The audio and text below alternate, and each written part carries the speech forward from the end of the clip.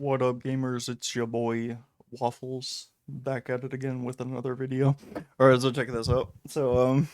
Microsoft and Windows have had various bugs recently, and I'm gonna go through a very short list of them. Obviously, there's like way more CVEs and there's way more bugs that I am not going to address, but I'm gonna bring up two just as a quick example of kind of gross negligence, right? The first one was their bullshit on Windows 10, where the installer was broken for months, and they just never bothered to fix it until, like, again, months later. And obviously, the conspiracy is, they're trying to move you to Windows 11, which sounds like they would be doing that maybe, but Windows 10 isn't even end of life yet, and they're already dropping support. However, Windows 8, 8.1, and 7 worked fine until software vendors stopped supporting them. So, why they would decide to break Windows 10 in order to switch you to Windows 11, I don't think that's the case. I do think that it's a bigger problem just within the company that they're running Windows 10 on a skeleton crew. And sadly, that does not inspire faith in Windows 11. You know what I mean? Where because they're having these bugs that can last for months on end, like how do you know it's going to be solved in a reasonable time frame if you are on 11 or when 12 comes out? Who's to say that they won't discontinue 11 and drop support for that entirely? They should stop fucking around with it and just let the shit work. But yeah, we can't have nice things with this software as a service model that I brought up in my last video, because Windows isn't just an operating system. You know what I mean? It is way more than an operating system. It contains everything that you use for like a daily system or whatever. Apologies for the Steam notification, but anyways, because it's software as a service, it continuously gets updates, and those updates could potentially be broken. So people don't realize that when you install Windows, you are, unless you're like on LTSC, you are giving Microsoft access to the entirety of your computer. And that sounds a bit far-fetched, but I'm going to break it down into a very simple reason for it, rather than like, oh, you're giving away all your data. Instead, because they can push updates, they have full control over the code that runs on your computer. And that's a very scary place to be if the company running managing your code is trash, you know what I mean? And Microsoft is kind of showing now that they don't really have the ability to make a fully functioning system with decent enough security. And I'm going to bring that up in right now, where because there is a bug in DWM right now that's being abused by CACBot, QAKBOT. uh they managed to patch one hole, but DWM is riddled with security holes. And if you manage to patch one, there's like 100 more. It's like a fucking dam, and there's a bunch of holes in the dam, and you keep trying to plug up the holes, but then another one appears. That's what DWM is like. And because of the way because it's proprietary, there isn't really a way to replace DWM on your system. It is an integral part of your operating system. And what I'm finding out with proprietary software is bugs happen, and because there's not a lot of eyes on the code, because it's all internal, the shittier your programmers are, the more holes you have, and the more easily exploitable your system is. So I've kind of lost faith in Microsoft being able to patch their holes, in a reasonable time frame, because this isn't the first time, obviously, but it's becoming more and more problematic as more and more script kiddies become proficient at hacking through Microsoft software. And Windows itself is basically a big security hole because of this. It is kind of embarrassing. So we're reaching this point where you may not have the option to switch between or to make the choice between Windows 10 or Linux. They're just going to flat out break it on your system and you'll be screwed, because they'll introduce a bug and they'll say, to fix it, just upgrade to Windows 11. And because you don't have control over your system and you receive this update, what are you going to do? you know So as 2025 approaches, you kind of got to make a choice, and it'll be, do you want to hack around Windows 11 and potentially break it with an update because you didn't want to enable TPM, or you didn't have a fucking fingerprint scanner installed on your computer, or or you didn't want to have secure boot because you need it for your dual boot or something.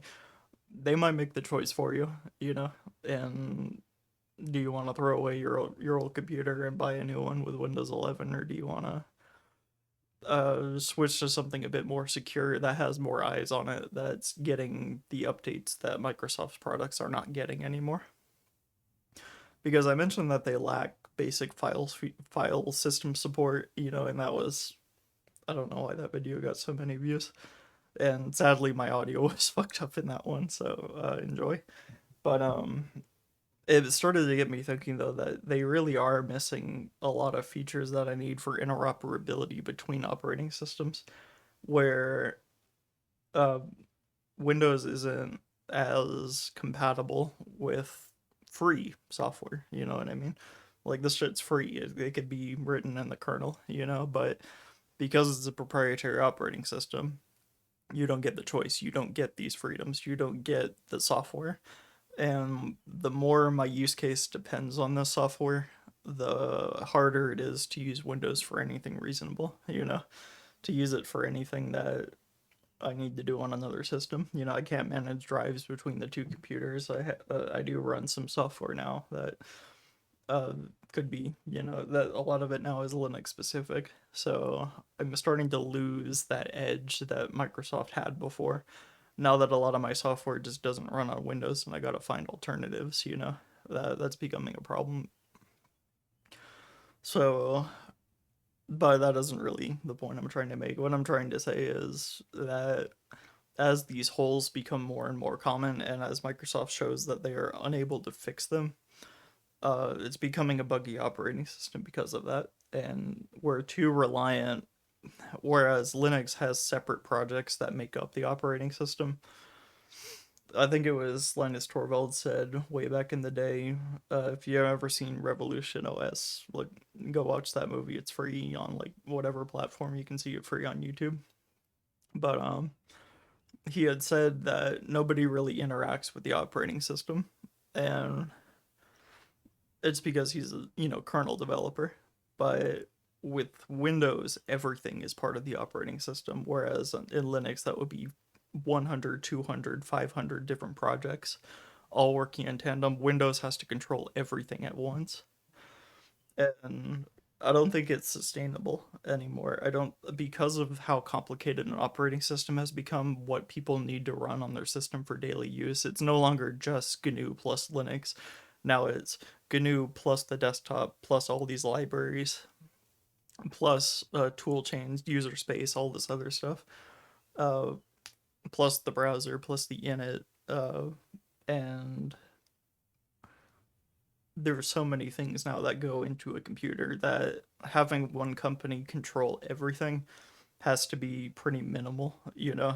I guess Apple would be like the contrast to that, where they're able to manage all their shit, but they make much better projects, and that's because they hired all these good BSD developers to make their software. And even though all the BSD code has been replaced and it barely contains any BSD code at all anymore, to the point where you can't even say it's, I mean, you can say it's a Unix like operating system, but you can't say it retains any of Unix almost at all.